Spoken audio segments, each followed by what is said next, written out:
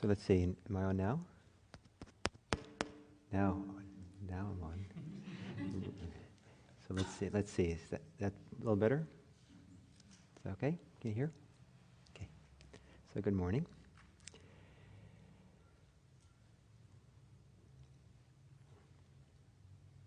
So before the meditation, I pointed out that this practice of mindfulness is an art that is best supported by finding a balance between allowing things to be as they are at the same time as not going along with them. And that has to be explained a little bit more, I think. One of the ideas of mindfulness is to really see what is happening as it's happening, be present for what's happening as it's happening, and to rely on deeper seeing, deeper insight, understanding of what's there, as opposed to trying to fix it or push it away or hold on to it, but really kind of see. And so we talk a lot about allowing things to be, not bringing our self-identity into it and trying to measure ourselves by it, what's going on, not judging good and bad for the way it is, but simply allowing it to be. And at the same time, not going along with it. And what that means is not participating in it.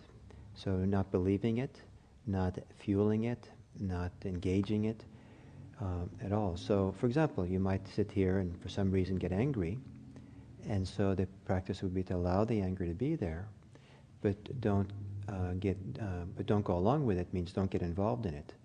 Don't start, that anger, the story around why you're angry starts spinning in the mind, and then you really get into the story and you start designing just the right rejoinder, what things you're going to say to that no good person, and then you're involved, you're engaged, as opposed to allowing it to be angry, but don't pick it up, don't start spinning out with it.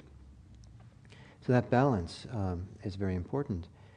And one of the reasons this is important is that sometimes the inner life, I say this way, that the inner life has to do with a process. It's all process. There is nothing static, nothing fixed, stationary in the inner life. And unless we freeze it, unless we grasp onto it and kind of or resist it in some way that gives it solidity and kind of temporary permanence. But everything's in process, and one of the things it's very helpful to learn to do is to get out of the way of the process so that the inner process can unfold by itself. There is a kind of pattern or wisdom or process of unfolding that things will take if we get out of the way and allow them to do what they need to do. So if they're unskillful things, things that are unskillful or things that arise because of particular kind of contraction, particular kind of clinging, particular kind of activity of the mind, and so we say in Buddhism, greed, hate, and delusion are the fundamental roots, activity. But these activities, these processes, take effort and work. And so the things that they build on the scaffolding of greed, hate, and delusion all takes work and effort. If we allow it to be, but don't participate in it, then the lack of participation takes the fuel away from it. And if there's no fuel, things don't continue. The processes all processes continue because they're being fueled. If they stop being fueled, they dissolve. They come to a stop. So if you're angry, if your anger only continues over the days and weeks and years because you are thinking about it, or involved in it, engaged in it, caught up in it. But if you can really step out of the anger, just allow it to be there, then and not go along with it, then you're not going to fuel it, and it's going to lose its fuel and it's going to dissipate. So same thing with thinking. Our thinking continues through time, obsessive thinking, because we're fueling it by our interest, our engagement, our concern about it, or upset with it, or trying to do something about it. We're involved in it. But if we are no longer fueling it, the thinking, then the fuel, it begins to dissolve by itself.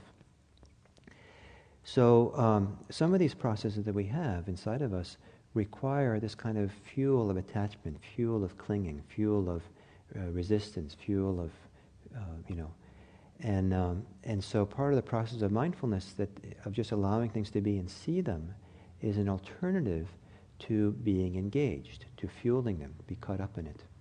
And so then those processes that require the food, the fuel of clinging, begin to unravel, begin to dissolve. Now what's also very beautiful is that there are states of mind that seemingly don't require fuel in the same way. So for example, peace.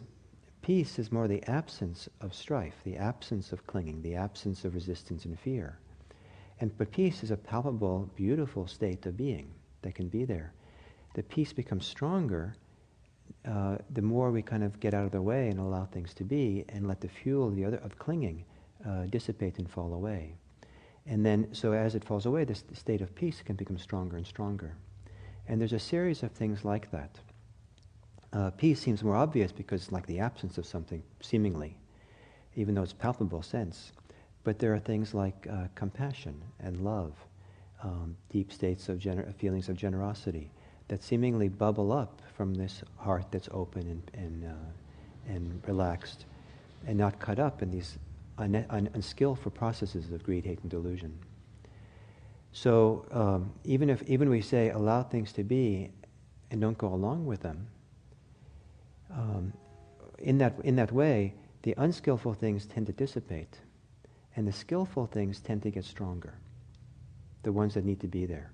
So peace, love, compassion, and those kinds of things. Even mindfulness itself gets stronger. So even if we don't participate in the compassion that might be there, we don't get it. It's still because we're carrying space and openness, it tends to get stronger.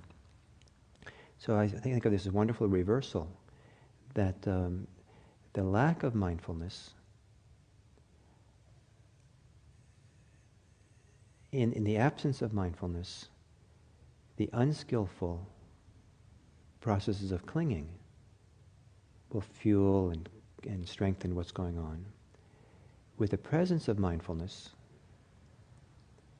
the fuel for the unskillful falls away, and the skillful things, unskillful states of mind and heart, have a chance to dissipate as well. With the presence of mindfulness, the beautiful aspects of the heart begin to surface. So the analogy I like for this is that of a greenhouse. So a greenhouse, if a greenhouse has shades over it and no light gets in at all, it's warm and moist, all this mold grows in there. Mold and algae, I don't know what. But when you you pull the curtains apart and the sunlight comes in, the mold dries up and the plants flower. So mindfulness is the sun. Mindfulness is the light. So when you really let that light shine clearly, your mold's going to dry up. And your flowers are going to flower. So, but it's not necessarily a linear process, because what mindfulness requires us to do is to be present for what is.